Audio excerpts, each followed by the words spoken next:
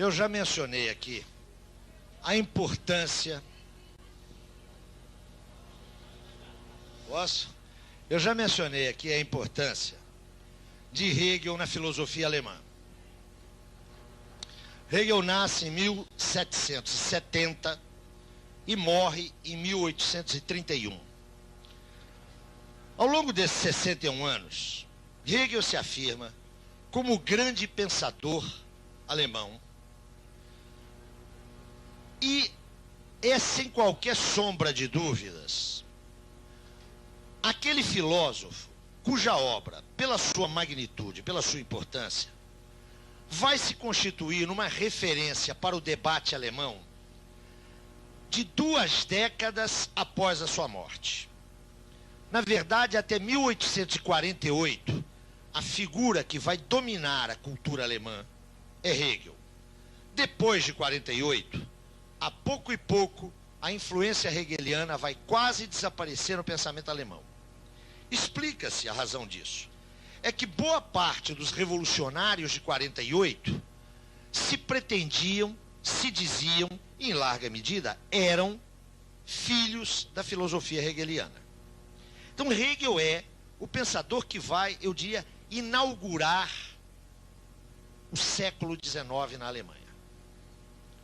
As relações de Marx com Hegel, lembra vocês que Marx tinha 13 anos quando Hegel morreu. As relações de Marx com a obra hegeliana constituem um tema inesgotável de estudo, de debate e de polêmica. Eu ontem mencionava rapidamente aquela fratura entre o jovem Marx e o Marx da maturidade. Boa parte dos autores que exploram essa fratura, que a mim me parece, como disse ontem, um grave equívoco, mas boa parte desses autores lavra no terreno das influências de Hegel. O jovem Marx seria marcadamente hegeliano, enquanto o Marx da maturidade teria rompido com Hegel. Essa aproximação me parece, além de equivocada, muito simplista. Na verdade, as relações de Marx com o pensamento de Hegel foram extremamente complicadas e passaram por momentos muito distintos. Esse momento que nós estamos estudando aqui é um momento de recusa e subsequente incorporação de várias entonações do pensamento de Hegel por Marx. Tematizar esses anos da formação do pensamento de Marx é tematizar um movimento de afastamento e um movimento de aproximação a Hegel. Aproximação que, dando-se por volta de 44, 45, penso eu, vai marcar o resto da evolução intelectual de Marx.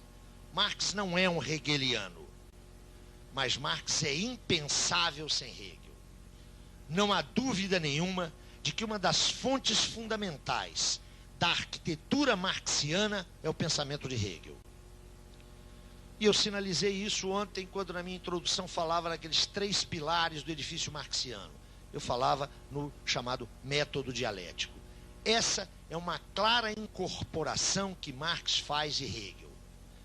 É evidente que Marx não incorpora sem mais a contribuição teórico-metodológica de Hegel.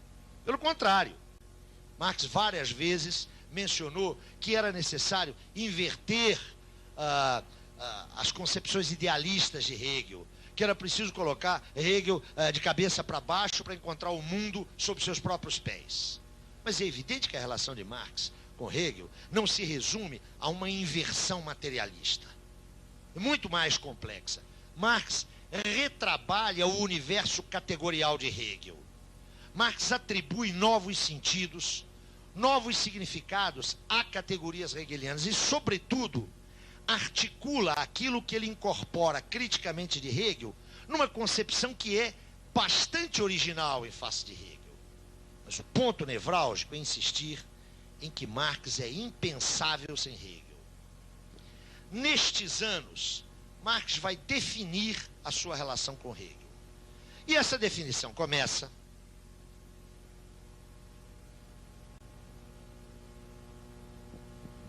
naquele texto de 1843, bastante referenciado ontem, aquele texto que permaneceu inédito, que Marx não escreveu para publicação, mas que registra a sua primeira crítica a Hegel. Qual era o problema de Marx? O problema de Marx era o mesmo problema de Hegel em 1843. Marx queria compreender a relação entre Estado e sociedade civil na ordem burguesa. Como é que Hegel põe esta relação? Para Hegel, a sociedade civil é o reino do privatismo, é o reino do individualismo, é o reino do particularismo estreito. Retomando a sua formulação, a sociedade civil é o reino da miséria física e moral. Só se transcende essa limitação da sociedade civil se o que passar a fundá-la, o que lhe atribuir racionalidade, é o Estado, que é o princípio e o agente da universalidade. Para Hegel não há dúvida nenhuma. É o Estado que expressa a dimensão universal de que é carente a sociedade civil. O problema de Marx é o mesmo. Marx quer saber o que pode ser universal na comunidade dos homens. E ele quer pensar, e pensa, a sociedade civil tal como Hegel. Mas aquilo que para Hegel é a expressão da universalidade, que é o Estado, para Marx é uma universalidade alienada. O que Hegel vê como realização da razão na história, Marx vê como uma mistificação. Retomo algumas observações de ontem. Marx está lendo a Crítica da Filosofia do Direito de Hegel, que é uma obra de 1821, com os olhos de um jovem filósofo fortemente influenciado por Feuerbach, que 2 anos antes, na sua obra A Essência do Cristianismo, tinha atribuído a Hegel uma inversão mistificadora. Para Feuerbach, onde Hegel via o sujeito, estava o atributo. E onde ele via o atributo, estava o sujeito. Marx faz a leitura da análise hegeliana da relação Estado-sociedade civil com a mesma ótica e afirma: Hegel mistifica essas relações. Hegel quer pensar a universalidade a partir do Estado. Isto não é verdade. A verdade é que o Estado expressa a sociedade civil. E é a partir da compreensão da sociedade civil que eu posso compreender o Estado. E esse Estado que aí está é um Estado alienado, ele é uma falsa universalidade, ele não é uma universalidade real. Por quê? Porque ele expressa uma sociedade civil na qual é impossível uma dimensão universalizadora. Notem que, se o problema de Marx era o mesmo de Hegel, quando ele impugna a solução hegeliana, ele está se colocando uma programática que não é a de Hegel. Na medida em que Hegel vê, né, no Estado a realização da razão na história, o problema da história para Hegel está resolvido. Na medida em que Marx diz: esse Estado não é um Estado conforme a razão, é um Estado que expressa uma sociedade muito conflituosa. Não há ainda em Marx, atenção, a categoria classe social. Atenção, Marx não trabalha com isso em 1843. Mas para Marx, esse reino do privatismo não poderia engendrar uma universalidade real, uma universalidade verdadeira. Antes, essa universalidade era uma falsa universalidade. A consequência prática qual é? É uma programática de modificar este Estado pela modificação da sociedade civil que ele expressa. Mas essa programática não está clara ainda para Marx. Esse texto, ou nesse texto, Marx contrapõe ao princípio monárquico defendido por Hegel, como vocês sabem, em teoria política, ou na sua concepção política. Hegel é um monarquista constitucional. Marx contrapõe ao princípio da monarquia o que ele chama de princípio democrático. É apenas um princípio. E aos corpos dirigentes, na filosofia do direito de Hegel, cabia um destaque e uma sacralização da burocracia governamental. A isso Marx contrapõe o que ele chama de povo. Notem que é algo historicamente inteiramente impreciso. Povo, o que é isso? Democracia, o que é exatamente isso? O Marx de 43 não tem clareza. Mas o que é importante é que ao deslocar, isso eu quero enfatizar aqui, ao deslocar o problema da compreensão do Estado para a compreensão da sociedade civil, Marx está se colocando um conjunto de questões que não pode ser resolvido de uma ótica puramente teórico-política, jurídico-política. Notem o procedimento marxiano. Se é a sociedade civil que pode abrir a via para a compreensão do que seja esse Estado, e se essa sociedade civil é o reino do privatismo, é o domínio do mercado onde cada indivíduo se permuta, para entender essa sociedade civil, eu não posso trabalhar apenas com um referencial jurídico-político. Eu tenho que encontrar um instrumento analítico que me permita desvendar as transações que ocorrem no seu interior. Aqui, nessa primeira crítica a Hegel, Marx, primeiro, desloca o eixo da análise. Ao deslocar o eixo da análise, segundo, se põe problemas para os quais ele não está preparado, ele não resolve os problemas.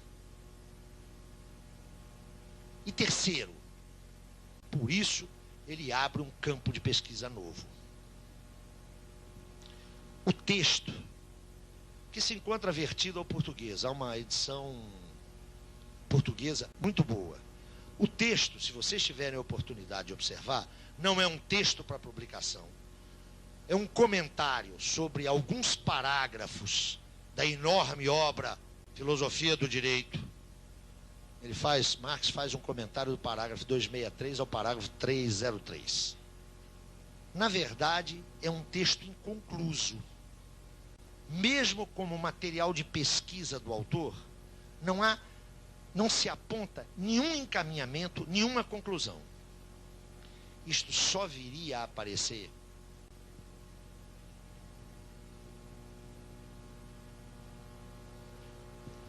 na segunda crítica, que é o texto publicado, vejam que coisa fantástica, publicado cerca de 8 meses depois. Eu quero assinalar isso. A primeira crítica, o manuscrito de Kreuzner, é escrito nos primeiros dias do segundo semestre de 1843. O outro texto, aquele que é Crítica da Filosofia do Direito de Hegel, ponto, introdução, que é publicado no único número dos Anais Franco-Alemães, que circula entre junho e julho de 1844. Então, tudo indica que esse texto foi escrito, tudo indica, não, com toda certeza, esse texto foi escrito no primeiro semestre de 1844. Portanto, a distância entre um texto e outro, distância de elaboração, é uma distância de 6 meses. Este texto nos apresenta um Marx completamente diferente. Nesse texto,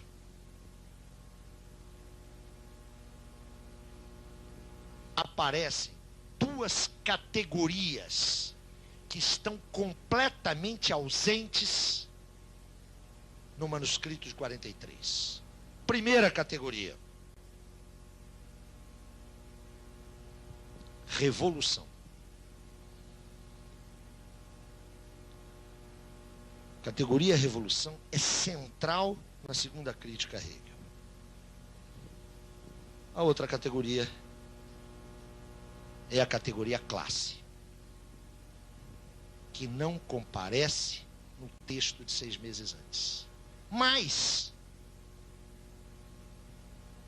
na segunda crítica, a revolução é associada à necessidade da classe social, que, sendo a mais desumanizada, é a única que pode ter exigências radicais de humanização. Neste segundo texto, Marx vincula a revolução proletária à filosofia clássica. Marx dirá, nesse segundo texto, que as promessas que a filosofia clássica, aquela inclusive representada por Hegel, as promessas que a filosofia clássica levantou, colocou no mundo, só são realizáveis pelos herdeiros práticos dessa filosofia. Marx estabelece aí um nexo claro entre a filosofia clássica e as promessas de emancipação humana e a revolução e a classe operária. Caramba, nós estamos lidando com outro pensador, não é? Aqui, ó, está o Marx que teve o primeiro contato com a economia política. Olha lá o texto do Engels. E é o Marx que se ligou aos trabalhadores, ao movimento operário e ao movimento socialista. Aqui é um Marx comunista que está falando. Há uma brutal diferença entre a primeira e a segunda crítica. O que houve aí nesses meses foi a precipitação. Precipitação, por favor, no sentido de experiência química, hein? Quando você junta 2 ou 3 elementos e um deles se precipita, se cristaliza, não é? Rapidamente. Houve a precipitação do desenvolvimento ideopolítico de Marx.